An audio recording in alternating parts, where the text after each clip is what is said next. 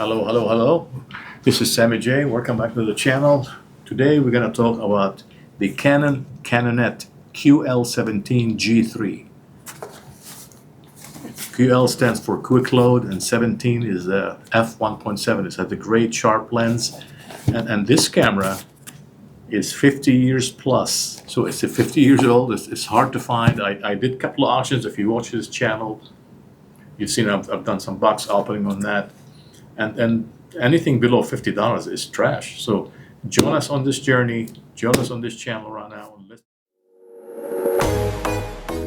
We got this here for like 100 plus, 125, because I wanted the working one. I got a couple that were the shutter sticking and it just a disaster. It turned out to be a disaster because when you go cheap, you accept, you get what you pay for. So I don't want to fix and open it and put alcohol. I've seen a lot of videos where you put alcohol in the shutter when it's sticking and stuff like this, and you end up messing up when you open the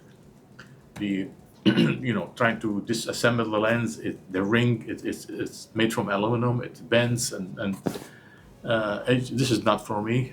If it's for you, fine. Tell me. Put your comments. Have you got one and you fixed it?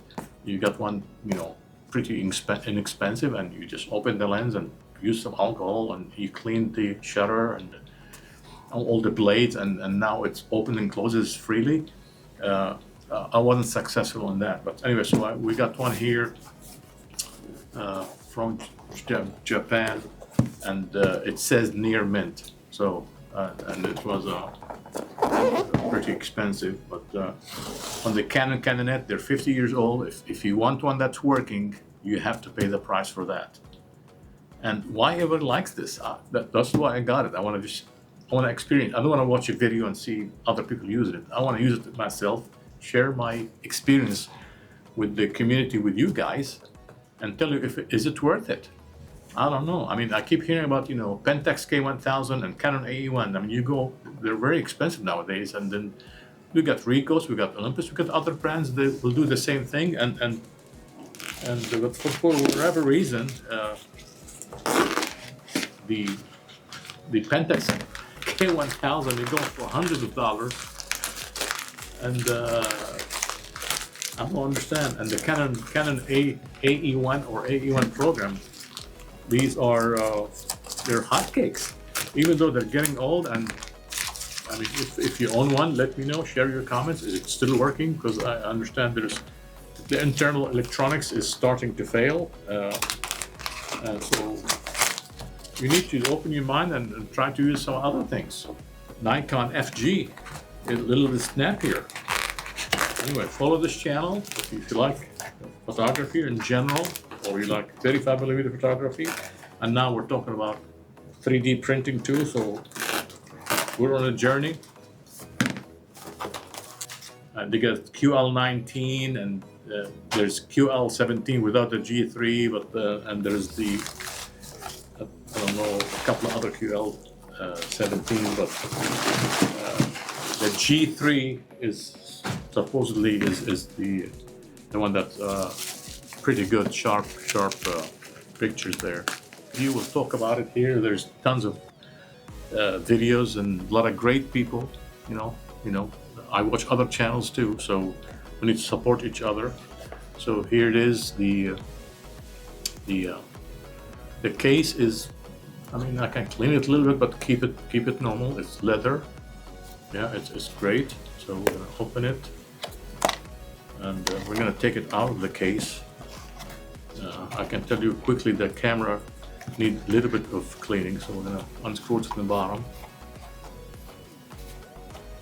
And by the way, there's a return policy on this. If it doesn't work the way I want, it's going back.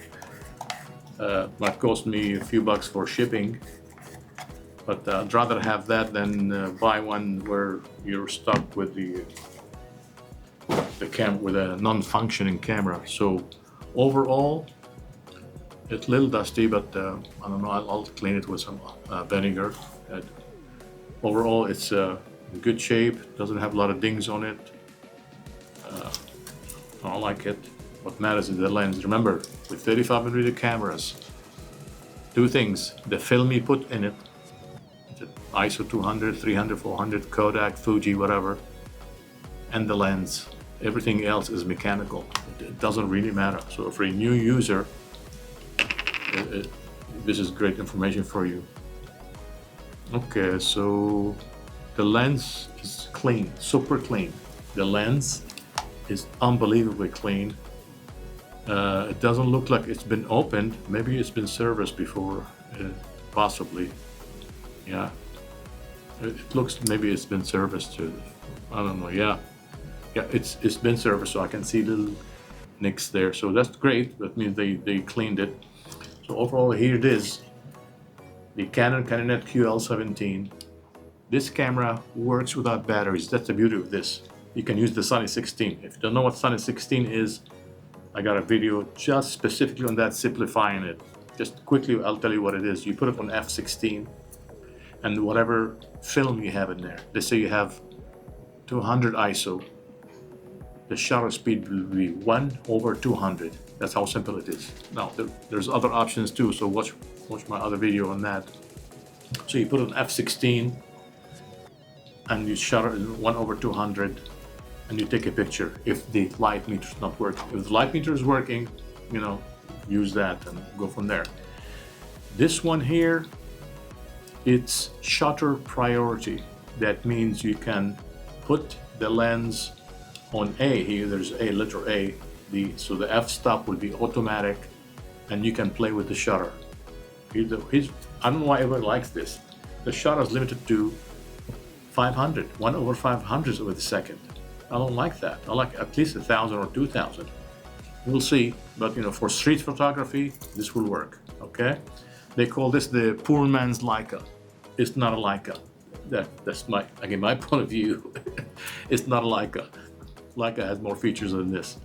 Okay, so looking at this so far, is the lens is 40 millimeter, is f1.7, so it's sharp. Number one. Number two, it lets in light. Beautiful. Anything below 2, f2.0 is great. It's a great lens. So I read a lot about this lens. This lens is great. And this is a rangefinder. It's not an SLR. It's not through the lens. Nothing's going through the lens.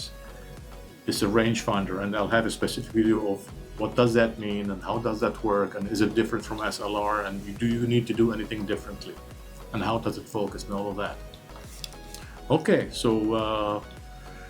shutter priority, plus it can be fully manual. You can adjust the aperture and you can adjust the shutter speed. But if I were you, I'll just put it on A, there's A, letter A here, and adjust the shutter speed here. This channel, so you can see some pictures. And then guess what? We're gonna load the film here. It's called Arista EDU 400.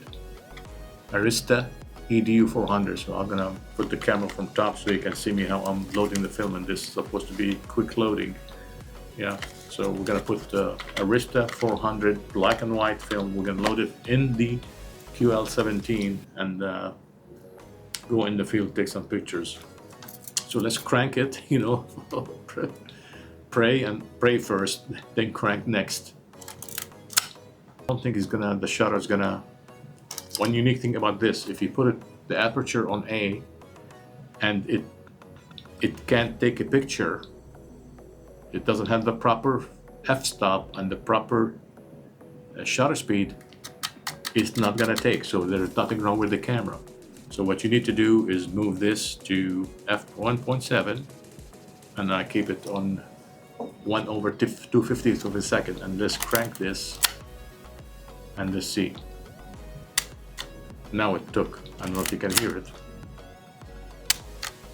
The shutter speed is Mickey Mouse, but it's not like the other ones here I have with a Ricoh and Canon. So the shutters, that's why street photography friendly, or anywhere frankly, because the shutter speed is gentle, it's not overpowering, it doesn't bring attention. Up like f1.7, it opens the lens, it lets more light in. So I did that to make sure this thing's open and closes, and so far everything checks out beautiful. Now we're gonna put a battery. It's the 625, which is the weird battery. They don't make them anymore, but you can still use them. And how to compensate for the voltage, because this is 1.5 volt and this needs one like 1.3 or I think 1.345, something like that. It doesn't need 1.5 volt, but there is a trick for that. I'm going to research and give you specific instructions on how to compensate with that by adjusting the ISO. For example, if you're using ISO 400, you lower it to ISO 200, even though the film is 400, and then that will compensate. So again, I'll do more research, follow the channel, I'll give you specific instructions and actually put the film in it and do that adjustment for the voltage and go in the field. But right now I'm not going to adjust the voltage. When I put this film in and the battery, I'm just going to keep it as is to see what happens, and then we'll compare voltage adjustment without voltage adjustment and what happens. Okay, so far it's clean, no nicks or cracks. I'll wipe the leatherette a little bit.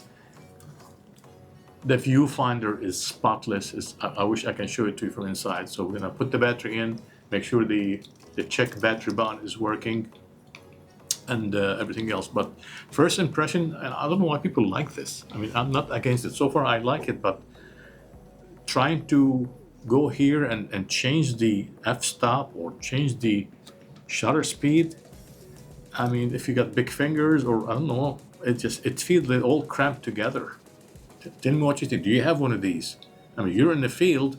I like the focusing. Well, boom, boom, you focus it quickly, but to adjust the f-stop and the shutter speed, they're too close to each other, and I don't like it. Frankly, I don't like it. I like to use a Pentax ME and move on. Boom, boom.